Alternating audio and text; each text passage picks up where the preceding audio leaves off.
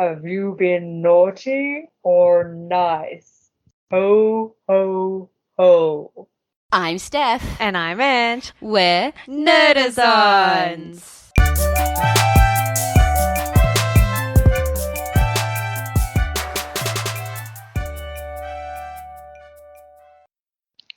I loved it. That was good. And that was first take. And that was so good. I know. We can't look at each other when we do this. No. I can't look at Steph. Steph's really good at them, but I don't. What was the other quote that you were going to start off with? Humans need fantasy to be humans. I love that one as well. I'm glad, but I like that. But I like the ho ho ho. Good. Okay, so this is the last episode of the year, 2021. And we made it through the year. I know. It just feels like a blur, though, this year and last year. I feel like I've lost time. Mm-hmm. I have no sense of time. This one is as festive as I get. I don't like doing mainstream Christmas, and as you can tell, this is exactly why I liked it, because it's completely different, but it's Terry Pratchett. It's a Christmas movie for nerds. Exactly, and for people who don't like mainstream stuff, it's just the perfect element of oddity that I like. Mm-hmm. But yes, so Terry Pratchett's The Hogfather. So we're comparing the book to the movie. I'll just read you the synopsis of the book. Susan had never hung up a stocking. She'd never put a tooth under her pillow in the serious expectation that a dentally inclined fairy would turn up. It wasn't that her parents didn't believe in such things. They didn't need to believe in them. They know they existed. They just wished they didn't. And I'll read you the synopsis for the movie. A few adaptations, but we went with the 2006 TV movie, which is just over 3 hours. It's Hogwatch, equivalent to Christmas on the Discworld. And the Hogfather has gone missing, requiring Death to take his place while his granddaughter Susan endeavours to find out what happened. That alone just makes you want to watch it. Like, how can you not? It really does. Like, Death dressed as Saint Nick, you know? And that's what I love about the Discworld books, is that who on earth would think of Death becoming Christmas? Exactly. Who would think to have a god of hangovers? Who would think to have an elf that steals your socks? Like, oh my gosh, that's where they go all along.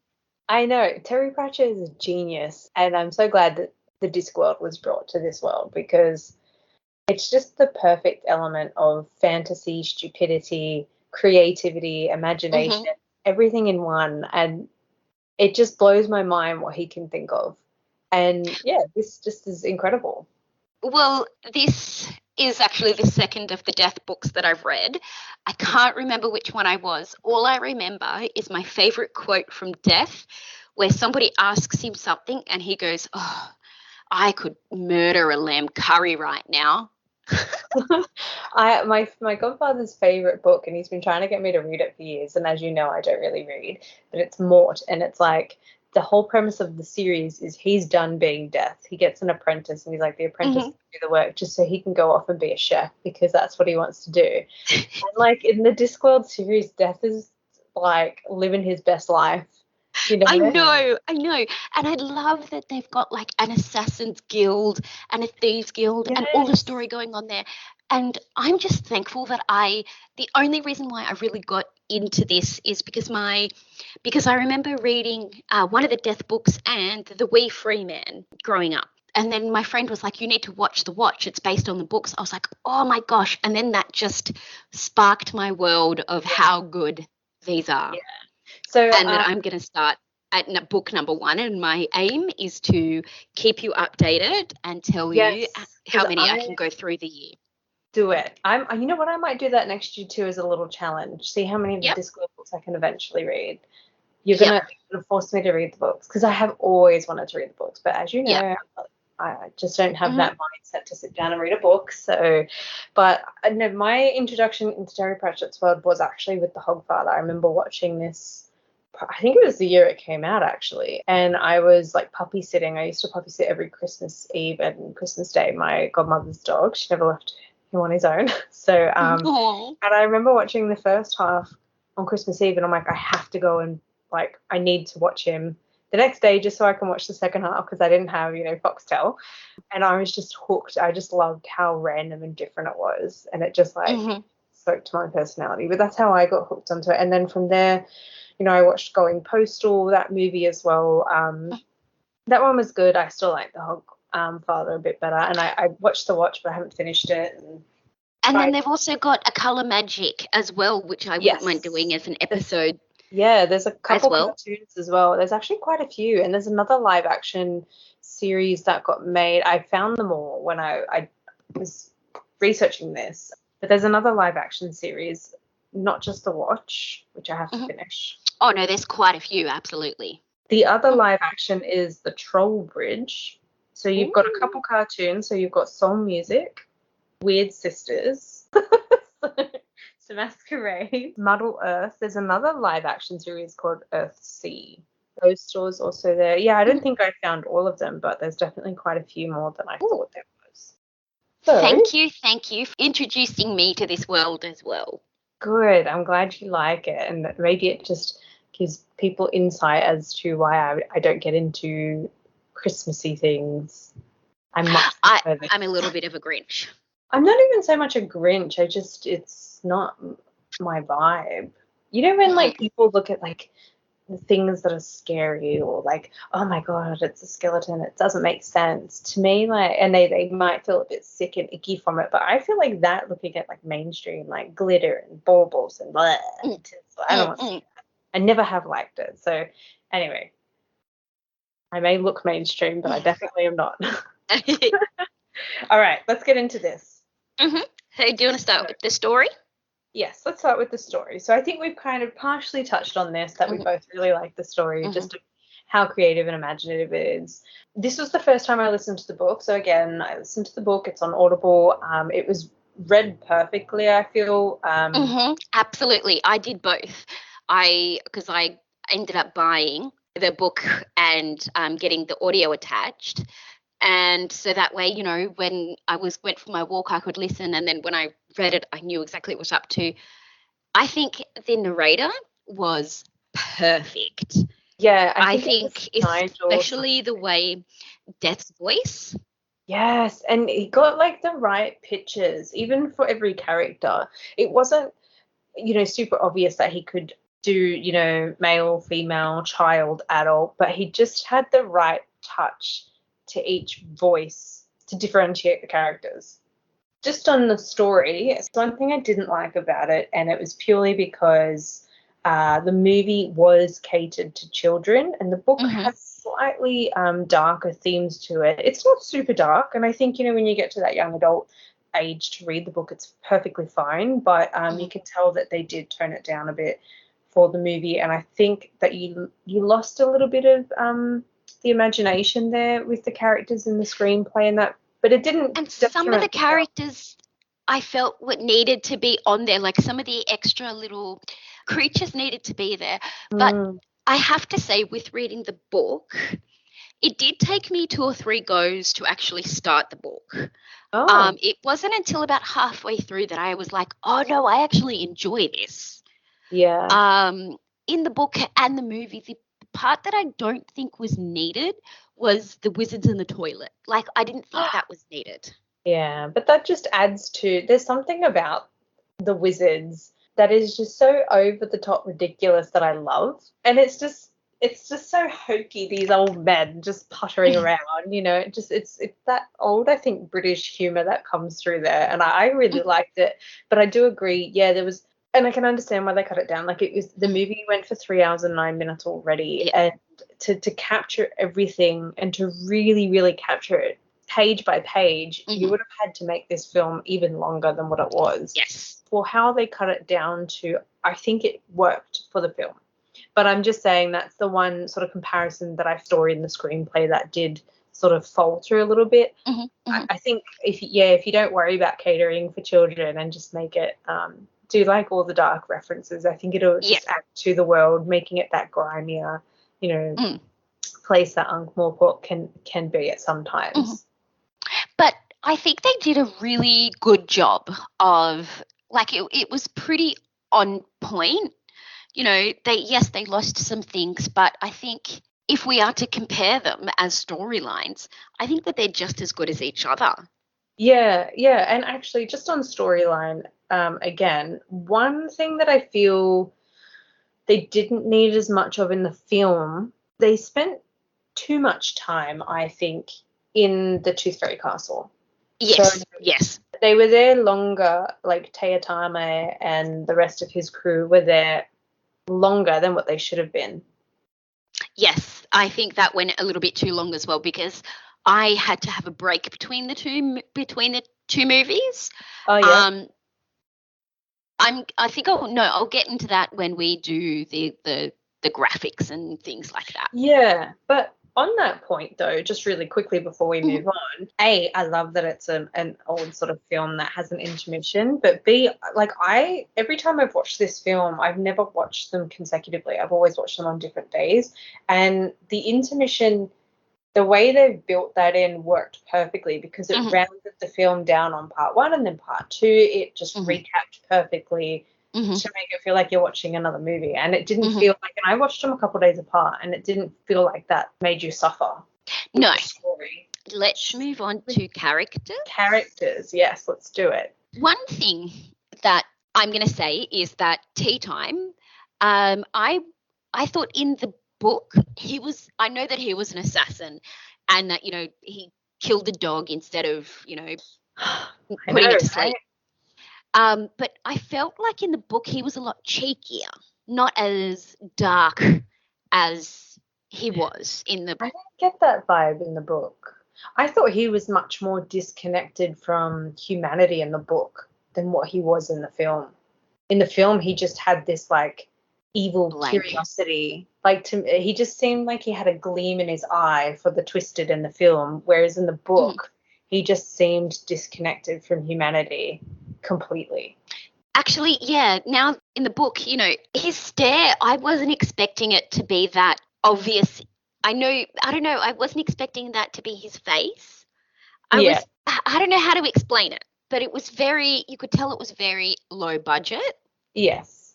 But I kind of liked that as well. Yeah, like I think even though it was low budget, it wasn't tacky low budget. You know what I mean? Like it was enough to pull off to be a good film. And like I will get into that a bit later, but it also works in its favor. I think for me, because I was introduced to the film first, I expected it, and it's really hard the way they explain in the book his eye. They say there's like a depth to it, and it's like, how else are you going to sort of bring that in? So I think having the contrasting contacts is where that sort of worked in their favor. But yeah, he just seemed like he had a crazy gleam for the twisted. Death. Yeah. Yes. And he's an interesting character too, because even in the book they paint it, even by assassin standards, he's messed up. And so it's toned down a bit for the film, but again, this is very much catered so kids can watch it. And what about we'll talk about Susan. I think Michelle Dockery did a great job. I forgot it was even her. Because I had seen it for years and I forgot, oh, look, it's Downton Abbey. Yes. And I was like, oh, wow, that's her. I thought she did a really good job. Yeah, but she came across like a stern, like, governess.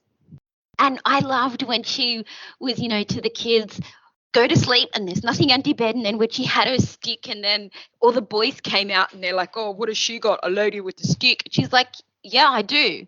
She, killed the monster. I thought that was, I really liked that as well. Yeah, I think in the book, after having now listened to the book, I actually feel she is so much cooler in the book. Because some of her witty lines, like even at the beginning when they introduce you to her in the movie, I'm glad they kept this line in, because I remember when I first heard it, I'm like, oh my God, what an interesting view on that fairy tale. But when they talk about like Jack the Beanstalk, and it's like, economic crisis, theft, all of this, like everything that's wrong, and I'm like, this lady is amazing. It's like such a great view on Jack and the Beanstalk. And there's more wit like that in. I liked that as well. But what about like the thugs, Chicken Wire, Medium Dave, and Banjo? Yeah, I feel like they really cut a lot of them out in this. Oh my God, and do you know what I've just realized? I'm sorry, I'm going to go back Mm, to that. But the mm. wizard who was there sucking his thumb, who had to unlock it, that's Nigel Yeah. Clown, and he read the book. No way. Oh my I've gosh. only noticed this because I have IMDb up right now. Oh How did my we not know gosh. And this? that, speaking of the thumb, who would have thought that there's a monster that, comes and takes his thumb out of your mouth when you suck your thumb? That's so fun. I know, who thinks of this? Even the sock monster, and I love that it's like a little vacuum elephant.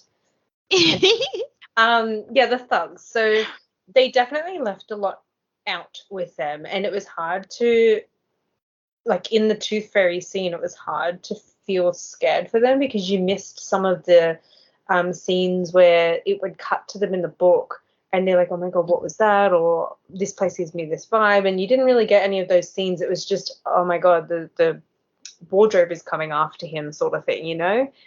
And sorry, getting to that, also the one who was trying to unlock the lock, I thought that was more amazing in my own head.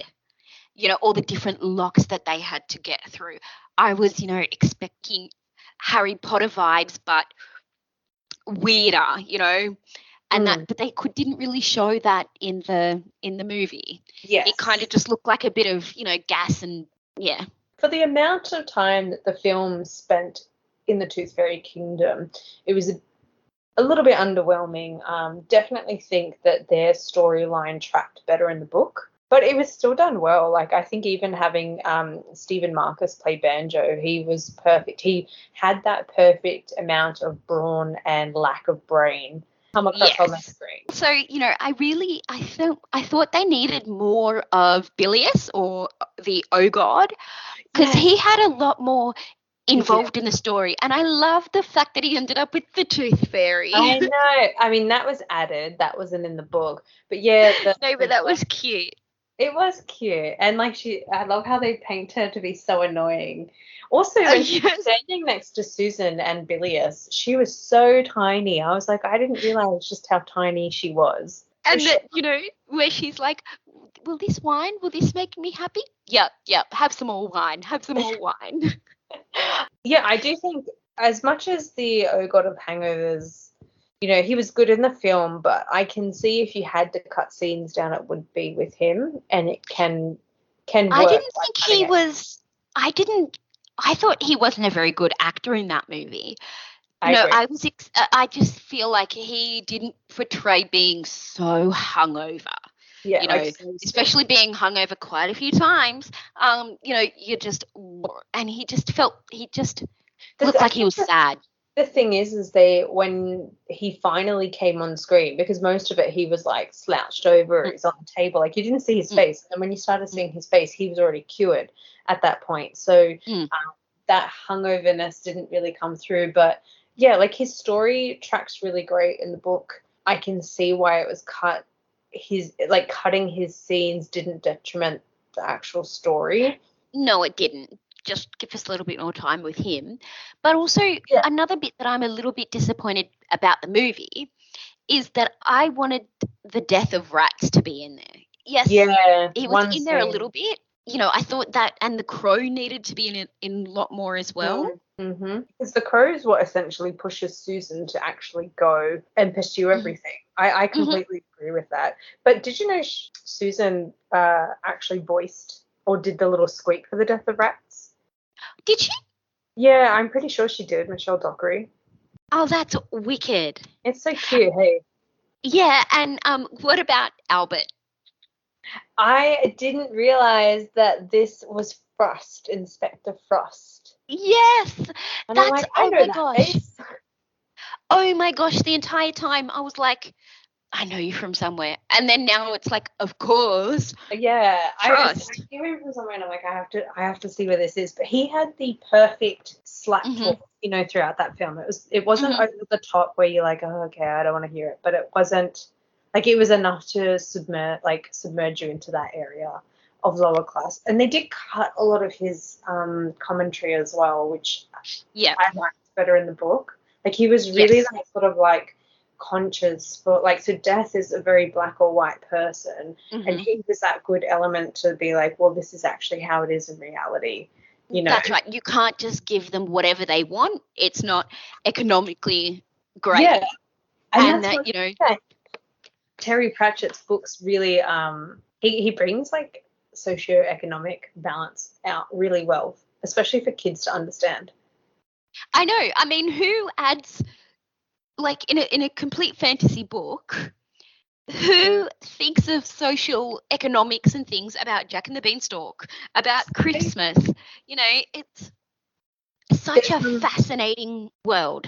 This one quote, it's actually in The Watch, I think, and it sums it up perfectly, and it's about boots, right? So the captain's boots. I know what you're saying. Yep. Yeah, so it's pardon me if I butcher this because I'm going off the top of my head, but a rich man can buy a good pair of boots and the boots will last for years, about £50, right? And that's like a couple months' salary for a poor man. So a poor man will always buy the like £10 boots that get super soggy within like a month. And the captain would wear them until the point that he could tell his way just by the cobblestones because they've worn through to almost like paper and cardboard.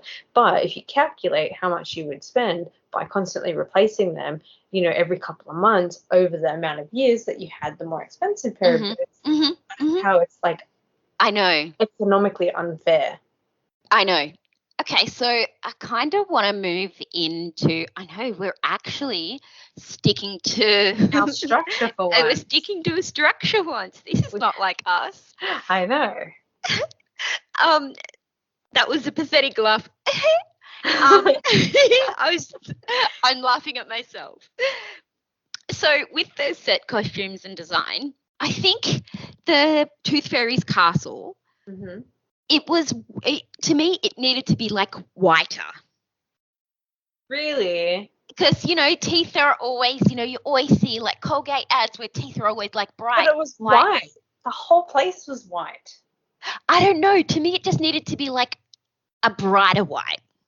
I don't know. I have to slightly disagree with you here. I think the castle was pretty white. What they needed, though, is to differentiate the teeth because not everyone has pearly whites. Yes. So, like, in the containers where they smashed the teeth, they were all just perfect white teeth. And it's like kids probably have the most yellow teeth out. Praising Terry Pratchett that little bit more, who in the world thinks that if you have, like, an old tooth of somebody, you can then control their mind? Well, I don't know about controlling mine, but I have watched other films where they have like old witchcraft. It's like that whole almost like voodooism, you know, where you have a piece of someone, you can tie whatever magic back to them. I guess. I've seen that sort of before in other like. Oh, also The Craft. Yeah, so there you go. It's like it's there. He's just managed to make it in a very believable children's novel, so they can have their first introduction into witchcraft, I guess. Yeah. I mean, other than like tea time, to me, it felt, do you know what it reminded me of? An old midday movie. Like the sets, the whole feel of it reminded me of being home, sick, oh no, have to watch Dr. Phil, and then watching the midday movie. And I don't know, it just had like, no, I mean this in a great way, in the fact, you know, when it's all overacted, it's, you know, low budget. I don't think it was overacted, and I do think they had a bit of a budget to this film, like more than any of the other Terry Pratchett's, but I don't think it was the best. But I think where the film did better is in the set design. So even though they have not a high budget, the sets looked incredible. Yes, when it first opened up and it zoomed into the bedroom. The CGI onto that, yeah. And I actually liked when they had to go through to the Tooth Fairy's house and they went through the picture. I thought that was exactly awesome. Like the book. Yeah, I completely agree. I think it was exactly how I pictured it when I listened to the book, that it was an actual kid's drawing. I mean, that's right. Who didn't always green grass, blue sky, a house with 4 windows, the chimney, the smoke coming out of the chimney, like, and that green screen, whoever drew that was like exactly how I imagined it. It was really good. Yeah, I think the sets definitely did incredible for this film. And if it wasn't for sets and costume design as well, like the costumes looked great. They didn't look hokey and fake. Like sometimes you can see with low budget films, like you were saying, like the costumes really look tacky and that's where they save money on. But like this, it looked incredible. Even the members of the Watch, when they came in, they looked like they had dirty clothes, you know, and it didn't look like, in my head, because I'd seen The Watch first, I was expecting like Grimes and not specifically Grimes, but, you know, those kind of Watch people, not ones with like a really terrible helmet. I thought that was great. So funny.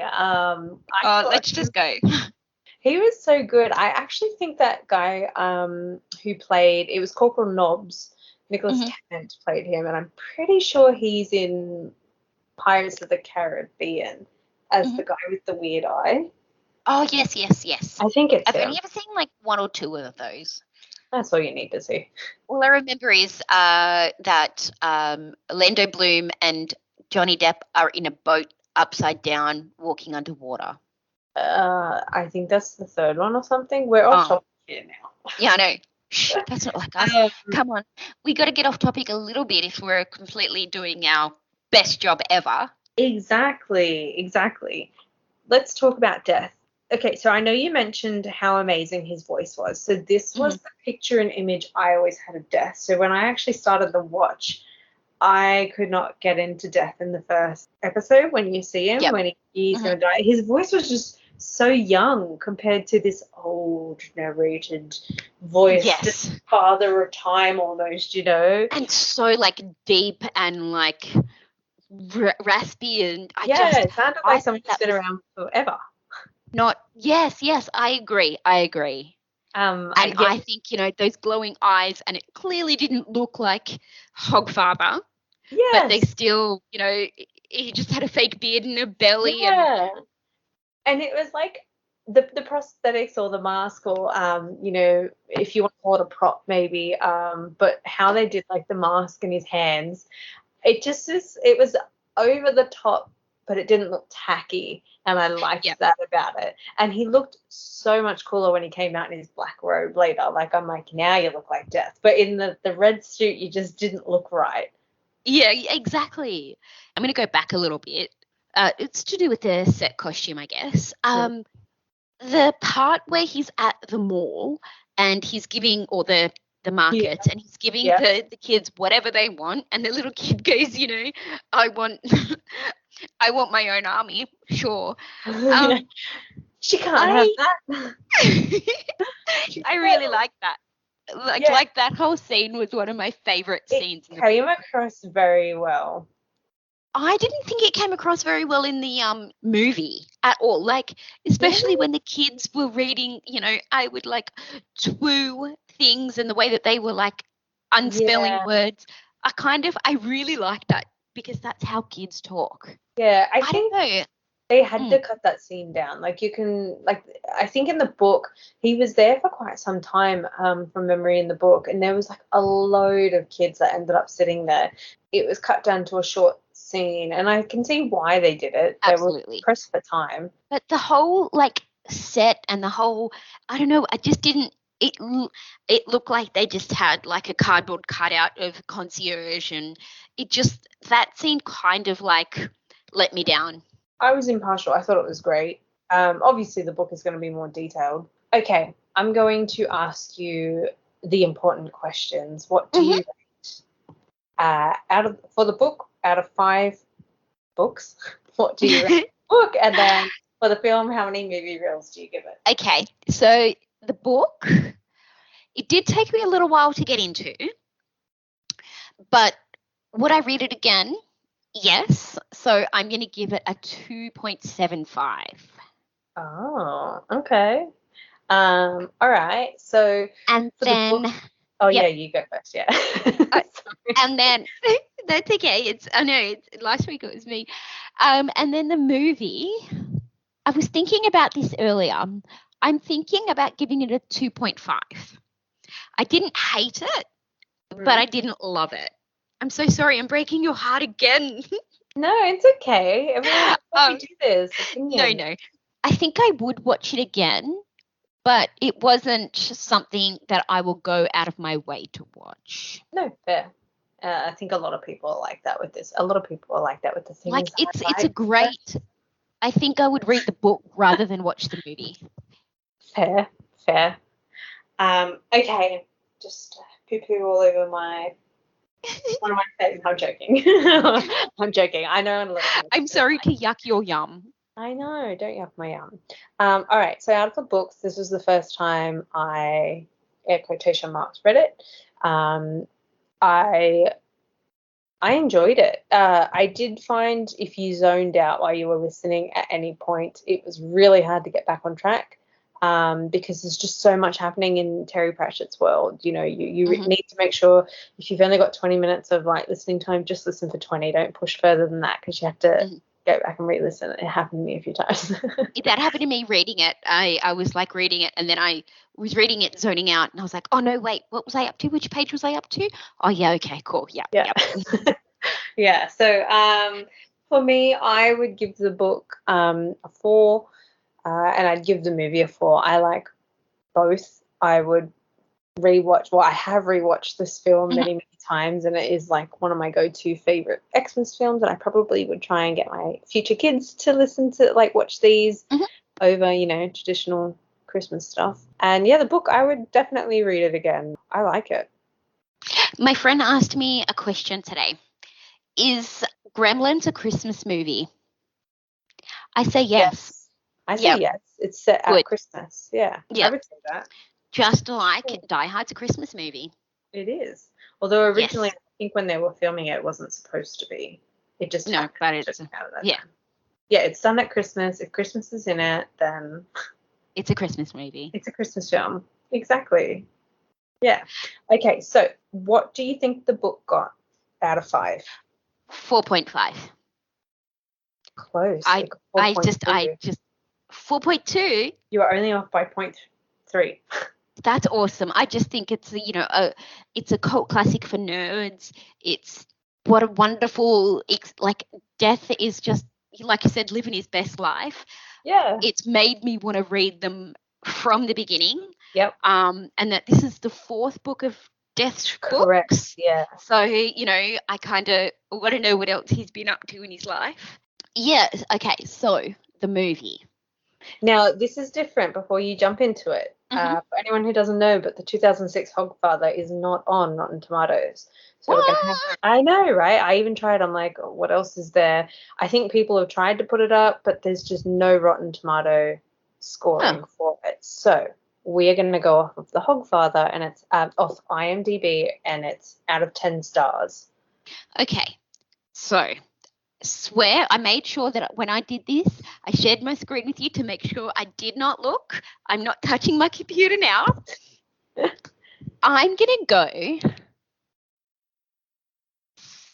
7.5. Yeah, you got it. No way. Yeah. No way. I swear I did not look. But fun fact, this has gone up in popularity by like 2,405. I'm going to guess that's votes. By Google search, if you were to search this, I think the Google review was about 86%. That's so not in terms of congratulate me for getting it right for the first time. No, you can do better than I have. You've been getting it closer than I have. You've become better at this. And you know what? I make it my challenge to watch whenever I'm watching or reading something.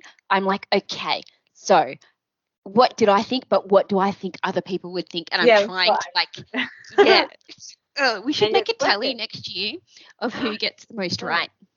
And then whoever gets the most right can have the other person has to forfeit an episode. Ooh, I like that. I like that choice. So then that would mean December will be the winner's choice. Okay, last episode of the year next year, winner's choice. Still. Okay, done. Okay. Now we just have to remember. Now we just need to remember to do that. Wait. We need to get the actual terms and conditions here so our listeners can like. Okay. So is it an exact match? Do you know what? Because I'm we're going to say both yes. fairly close. I think so too. I'm going to say yep. Has to be an exact match. Yep. Yep. Yeah, I agree. And I think though, because of our history with scoring, we aren't always the best. I think you get maximum of 2 tries because we only ever do 2 tries. Yep. And if you can get it within the 2 tries, and you get double points. I'm going to just say, if you get double points if you get both right. Well, that's like you get, instead of getting 2 points, you get 4 points. If you get both of them right. All right, done. Challenge accepted. Damn, I'm going to get stuck with all the Christmas films. If I lose, I can't lose. For the record, my Christmas choice next year is going to be Miracle on 34th Street. I'm going to win, so you don't get a December choice. Like, look at Steph's Christmas choice to my Christmas choice. I know, but like that's why I've chosen that one, because I know how much you hate that. So I'm going to make that my choice. I'm going to win. I'm going to make sure I win. I'm going to put effort in next year. Done. Yep, done. Okay, you all listeners, you're keeping us accountable. Okay, should we move on to Nerdazons Nerdy Notables? I'm going to start with me. Okay. I went to Comic-Con. Yes, how was that? It was actually really good. I was expecting it to be empty, but it was quite busy. There was a lot of people to get there. Out. Yeah. Yeah, and it was all so much fun. And I met Bea from Wentworth. She's so lovely. Your mum was gonna come, wasn't she? She did come with me, but she's like, I want to go to the panel. I said, no, you don't, Mum. You're only up to season 4. You don't want to know what happens to Bea. She's like, no, she dies. And I'm like, I'm not telling you. She might be able to get out of prison, you know. And so, you know, I was like, quick, I'm going to go. And so she missed out, but that's okay. Aww. And then I went to the Barrowman virtual panel. Oh, I didn't know they were doing virtual.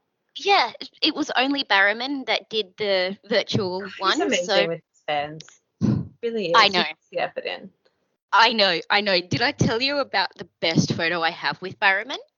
I mean, I know of the best photo you have with Barrowman. I'm pretty sure you've told everyone, though. Oh, okay. Well, basically, tell it again. Okay, because I just love Barrowman so much. So I actually remembered because I was cleaning up, and I thought, oh yeah, I've got photos. So Barrowman said, you know, I'll do whatever you want in your photos, just don't touch my face.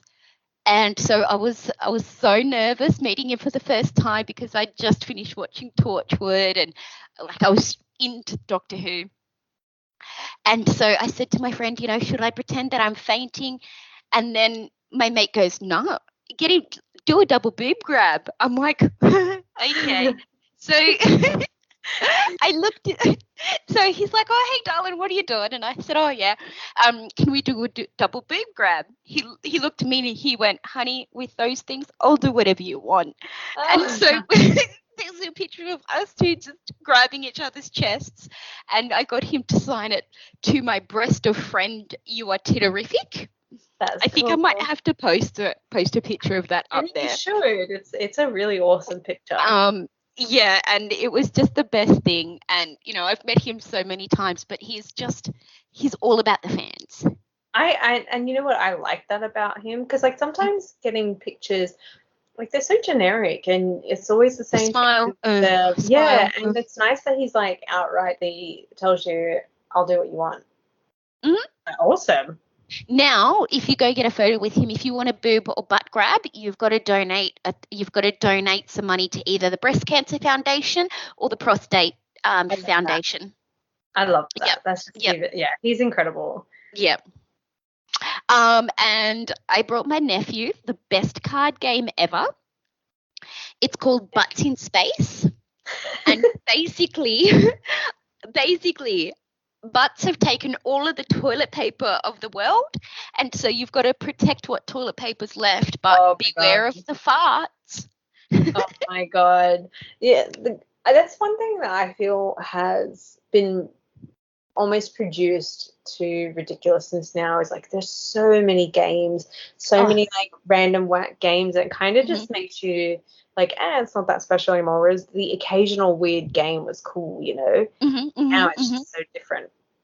Also, coming up in January, we are doing Dune. All I have to say is, oh my, what a great movie. Jason Momoa and I haven't seen it yet, either of them yet. And Oscar Isaacs. Whew, that's all I'm saying. Well, I haven't. My brother did fall asleep during it though. That's concerning, but he's tired. I'll put it to that. He just wanted to see the Bond movie, and I was like, nah. I've been hanging out for this movie for a very long time. Yeah. Nah. So I have to go watch Bond with him next weekend. That's fair. I'm hoping we'll be seeing The French Dispatch next weekend. Yes. I'm very excited about that too. Yeah, I'm pretty keen to see it. I haven't. I like Wes Anderson films. They're always so weird and quirky. Yeah, I agree. I completely agree. And that's, I think, why we're keen to go and see it at the cinema. Because we have like an old cinema opposite our place. So when there's like quirky films like that, we go and see it, which, speaking of, on the weekend I went to go and see Late Night in Soho. I'm so glad I waited, because obviously we can stream that film already online, and I waited because I really wanted to see that one in the cinema. Just like the vibe. And Matt Smith's in that, isn't he? Yes. He was, wow. Okay, I'm going to go see that movie Thursday night then. What I'll say is it's more thriller and suspense than I thought, but it was done so well. Like, the camera shots of that film were beautiful. Like, it was so done perfectly. Okay. Just go and see it. I'm going to go see it Thursday night then. Do it, yes. Okay. Awesome. So we know Steph is going to be doing Dune. However, my choice will be the first one of the year, and that will be True Grit. So we're going to watch the original True Grit versus its remake. I can't tell you on the years because I don't know it right now, but I'm feeling different. I've been doing a lot of horror films and I have to control myself not to do too many. So I'm thinking, let's go spaghetti western. Wow, this is definitely off track for you. I'm kind of excited. I'm trying to pick different, you know. I feel like I always pick the same, so I'm trying to branch. And you've never seen either of them? I haven't seen either of them. I remember when the True Grit film came out, because it was in my era 2010? It was at the time when I always knew what films are coming out. I always watched the Oscars, you know. I always knew the ins and outs. So I knew this film came out, and I knew, like, I'd seen the trailer, but Western films never did it for me. But time to watch some things that I don't usually watch. That's making me think I'm going to do things in the new year that I haven't done before either. Yeah, I might even do some like super mainstream ones. Nice. That we haven't seen before, but definitely no 50 Shades. No, please don't. But I'm also going to try in the new year to do a few more books. Can I tell you that I bought for 99 cents a spin-off? No. Oh. This one's a spin-off of 50 Shades. And this is a spin-off called 50 Shades of Earl Grey. Wait, I think you've told me about this. You need to read it. You just need to read it. Okay. He's like, his mother sells him to like Bill Gates for like marshmallows or something because she's addicted to marshmallows. And oh my God, I want to read this. You need to read that. And you need to read the coronavirus. Where do you find these books? They just pop up because I have so many. My books go from like serial killer novels to like Terry Pratchett. That's me and my music. Yeah, and so I just like books. As long as it's good, I'll read it. Same as like movies and things. Yeah. And because I did download, I did not pay for it. I'm willing to say it out here. I did not pay to read 50 Shades of Grey. And then it popped up. If you've read this, you might like this. That's funny. I did the Spotify end of year thing, and it said that Yes. in the year alone I listened to 98 genres of music. I didn't even know there was 98 genres of music, but that just shows you the variety of music I listen to. I listen to 118 different genres. Wow, I thought I had the most. Yeah, but sorry, I no, got Aussie made, modern rock, alternative, indie folk, indie rock. that's Yep, cool. I'm That's better than you. impressive. That is impressive. Oh yeah, no, I literally on my playlist have from like Michael Bublé through to like Slipknot, Mudvayne, and then I have like Run the Jewels. Oh, I love music so much. I'm the same. I go from like 1920s swing bands to like my death metal, Mm-hmm. power metal, you name it. So yeah, my genres are the same. Although because I've studied this year, most of my top songs and artists and playlists were a lot of my soundtracks and instrumentals because it was the only way I could really concentrate. Apparently, if you listen to video game music while you're studying, it helps you retain information. Anyway, we seem to be getting Yes. way off topic. We would just like to wish all the fellow Nerdazonians a happy holidays and a really safe new year. I hope everybody gets to see their families and has the best time. Yes. So just a reminder, so the next 2 episodes of January next year will be True Grit, and then we'll be doing Dune. So make sure you watch them. We are doing the 1984 version of Dune and the 2021 version of Dune. We're not doing the book. Yes. Because the book, I've only read it once, and that's all I'm going to say on that. So if you do follow us on Facebook and Instagram at Nerdazons, and we'd love to hear from you at nerdazons@outlook.com. You can listen to us on Apple Podcasts, Spotify, iHeartRadio, and wherever you get your podcasts from. We also have merch done by the amazing Craft Caster, so you can find that on the Teespring. And until then, stay nerdy.